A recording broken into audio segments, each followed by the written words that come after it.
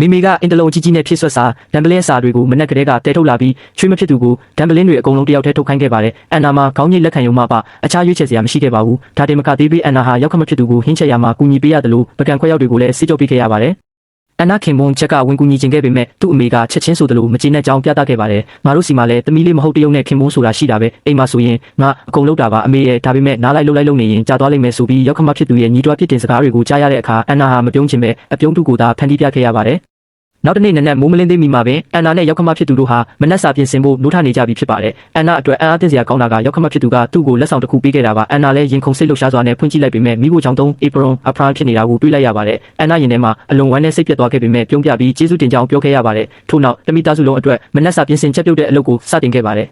ထမင်းစားပြီးချိန်မှာတော့မိသားစုဝင်တွေအားလုံးမိဖို့ချောင်ပြင်ဘက်မှာအနားယူပျော်ပါနေကြပြီးအန်နာတယောက်တည်းမိဖို့ချောင်ထဲမှာပကံစေးရင်အားလုံးအတွက်တစ်တီးဝလံတွေပြင်ဆင်ပေးနေခဲ့ရပါတယ်မနက်စောစောကလေးကပြင်ပန်းနေတဲ့ဇနီးဖြစ်သူကိုကြည့်ပြီးခင်မုန်းဖြစ်သူကတနာမိပေမဲ့ခဏနေရင်အိမ်ပြန်ကြတော့မှာပါဆိုတဲ့နှစ်သိမ့်စကားပဲပေးနိုင်ခဲ့ပါတယ်အန်နာလည်းထိုစကားကြောင့်စိတ်သက်သာရာရသွားခဲ့ပါတယ်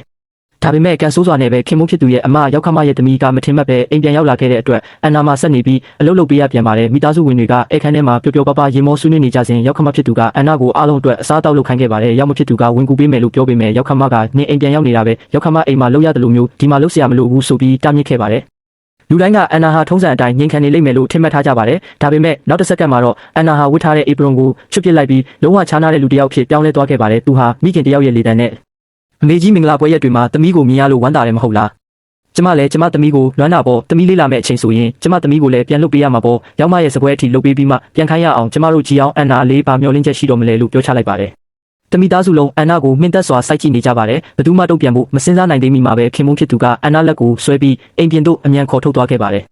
အန်နာသတိပြန်ဝင်လာတဲ့အခါခုနကဘာဖြစ်သွားမှန်းဘာမှမမှတ်မိတော့ပါဘူးဒါဟာပထမဆုံးအကြိမ်မဟုတ်တဲ့အတွက်ခင်မုန်းဖြစ်သူကလည်းဘာမှမပြောခဲ့ပါဘူးအန်နာဟာအလွန်မင်းစိတ်ဖိစီးမှုခံရတဲ့ခါတိုင်းနောက်ထပ်လူတစ်ယောက်ဖြစ်လုံးဝပြောင်းလဲသွားတတ်ပြီးထိုဖြစ်ပျက်ကိုပြန်မမှတ်မိတော့တာဖြစ်ပါတယ်ခင်မုန်းဖြစ်သူတစ်ယောက်ထဲသာဒါကိုသိထားတာပါအင်တာနက်မှာရှာဖွေဖတ်ရှုခဲ့တယ်လို့စိတ်ပညာရှင်နဲ့လည်းတိုင်ပင်ဆွေးနွေးခဲ့မှုတဲ့အတွက်အန်နာမှာစိတ်ပိုင်းဆိုင်ရာပုဂ္ဂလတွေဟာဖြစ်မှုယောဂ dissociative identity disorder